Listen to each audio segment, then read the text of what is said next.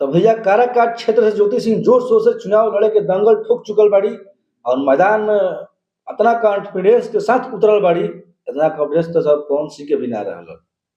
जितना उ जोश ताकत में उतरल बाड़ी उतना जोश ताकत पवन सिंह के भी ना रहल।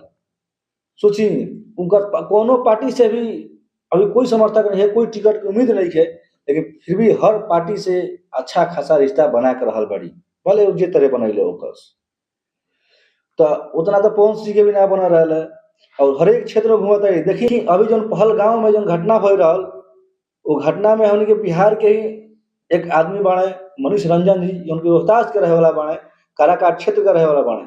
वो क्षेत्र में ज्योति भाभी चुनाव के कहीं या जो कहीं कोनो तो कोनो बहाने गईली और जाके दुख दर्द समझ ली।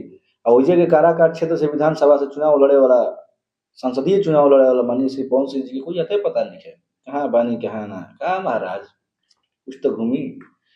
तो ज्योति भाभी रुआ पर कहीं ना कहीं हावी एन भारी पड़ रहा बड़ी। तो भैया जब चुनाव पिछला बार जब चुनाव चलत रहा सांसद वाला, तो पवन सिंह जी अपन पत्नी के उतार के चुनाव में दम भर प्रचार करी लड़नी, उनका फायदा उठैनी और वैसे ही चुनाव खत्म भाई ज्योति भाभी के अलग कर देनी। और देखी ज्योति भाभी भी तेज बाड़ी। अब देखी ज्योति भाभी अब पवन सिंह के यूज कर रहा बाड़ी और उनके नाम लेके हर काम कर रहा बाड़ी। अब पवन सिंह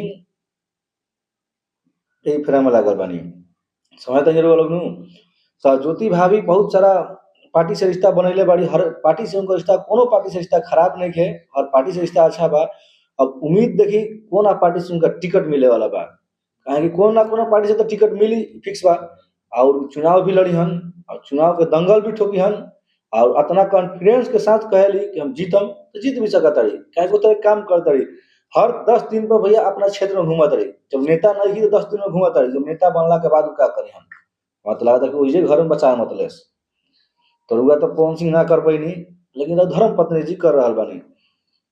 रुआ उनकर यूज कैनी, अब राउर यूज करता रही, लेकिन यूज के साथ साथ काम भी करता रही, लोग के दुख समझता रही, केहू के दुख सुख में हर टाइम हर पल बस चौपता रही और मदद करता रही। और कोनो आता पता नहीं कि रुआ का करता नहीं, बस सोशल मीडिया पर पोस्ट करता नहीं और उन्हें घरी के फेरा में बानी। इससे ना हुई, चुनावी दौर बा तो सांसद बनना चाहता नहीं तो क्षेत्र में घूमी और क्षेत्र के काम करी, अपना क्षेत्र के नाम करी, तब नु कहे सांसद। ना तो ज्योति भाभी तो बढ़ले बाड़ी। तो भैया केहू के दुख दर्द तो हम नहीं हर सकत, केहू के दुख हम कम नहीं कर सकत, लेकिन वो दुख के घड़ी में वो आदमी चौंक के कुछ तो मदद कर सकता नहीं, कुछ संतावना दे सकता नहीं, ताकि वो परिवार के लागे कि ना गईले केहू तो हमारा खातिर खड़ा बा, केहू बा हमारा खातिर, वो दिल में लागेला आदमी के। जब केहू बड़ा आदमी चौंक पे उनका घर, तो तेरे ज्योति भाभी जी उनका घर चौंक के संतावना देली और लोग के साहस देली कि ना कुछ भी हुई हम साथ बानी। लेकिन सांसद साहब के कोई पता नहीं कि सांसद साहब रहुआ कहाँ बानी। तो ज्योति भाभी देखी चुनाव तो लड़बे करियन, कोना पार्टी से टिकट मिली वालों के सामने आजी बहुत जल्द आजी, बहुत जल्द चुनाव होने वाला बा। और चुनाव में ज्योति भाभी अपन पंचम के तरह लहरावत के तरह नहीं लहरावत, रुआ लोग जरूर देखल जाए। अब फिलहाल ज्योति भाभी कैसन काम करता रही और पवन सिंह जी कैसन काम करते हैं, दोनों को रुआ लोग कमेंट करके बताई जाए कि ज्योति भाभी ठीक बाड़ी या पवन सिंह ठीक बाड़ा। कमेंट करके जरूर बताई जाए हमारा के, हम चाहते नहीं। फिर अगला वीडियो में मिलेगी। जय हिंद, जय हो।